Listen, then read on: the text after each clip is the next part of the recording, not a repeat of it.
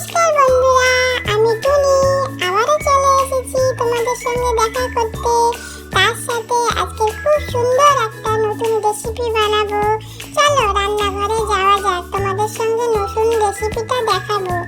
আজকে বানাবো সয়াবিন। দেখো এখানে গরম জল বসিয়ে দিয়েছি, সয়াবিনটাকে গরম জলে ভিজাবো। তারপরে দেখো এখানে উনানে কড়াই বসিয়ে দিয়েছি, দিয়ে অল্প একটু তেল দিয়ে দিয়েছি। তেলটা খুব সুন্দরভাবে গরম হোক, ততক্ষণ দেখিয়ে দিই আজকাল সয়াবিনের জন্য কি কি নিয়েছি রান্না করব বলে। এখানে তেল দেখো গরম হয়ে গেছে। তারপরে সয়াবিনটাকে আমরা একটু খুব সুন্দর করে লাল লাল করে ভেজে নেব। লাল লাল করে ভেজে নিয়ে সয়াবিনটাকে একটা অন্য বাটিতে তুলে নেব। নিয়ে ওই তেলে একটু পাঁচফোড়ন, শুকনো লঙ্কা দিয়ে ভালো করে নাড়াচাড়া করে দিয়ে দেব রসুন বাটা।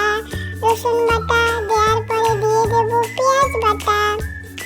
পেঁয়াজ বাটা দেওয়ার পরে দিয়ে দেব একটু আদা বাটা।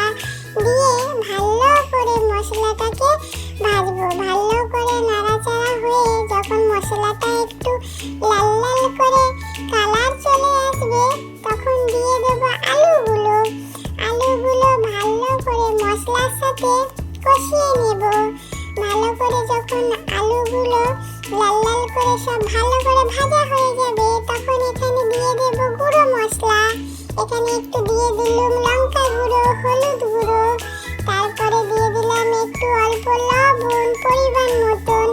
তোমরা যদি কেউ চিনি খেতে পছন্দ করো, অল্প একটু চিনি দিয়ে দেবে। আমি এখানে দিলাম না, চিনি কম খাই বলে।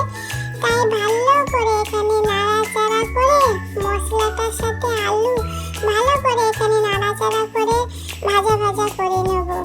এবার দেখো এখানে কত সুন্দর ভাজা ভাজা হচ্ছে কড়াইতে। আমার রান্না কেমন লাগছে তোমরা অবশ্যই কমেন্ট করে জানাও। তারপরে দেখো এখানে ভাজা ভাজা মশলা কষানো তেল ছেড়ে দিলে দিয়ে দেব পরিমাণ মতো জল। তারপরে এখানে জল দিয়ে ভালো করে ফুটতে দেব।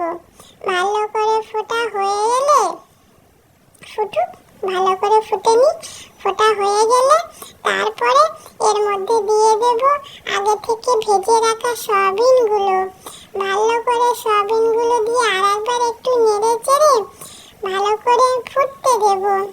ভালো করে ফোটা হয়ে গেলে জল যখন কমে আসবে, তরকারি ঘন হয়ে যাবে, তখন উপর থেকে গোটা গরম মশলা বেটে দিয়ে দেব।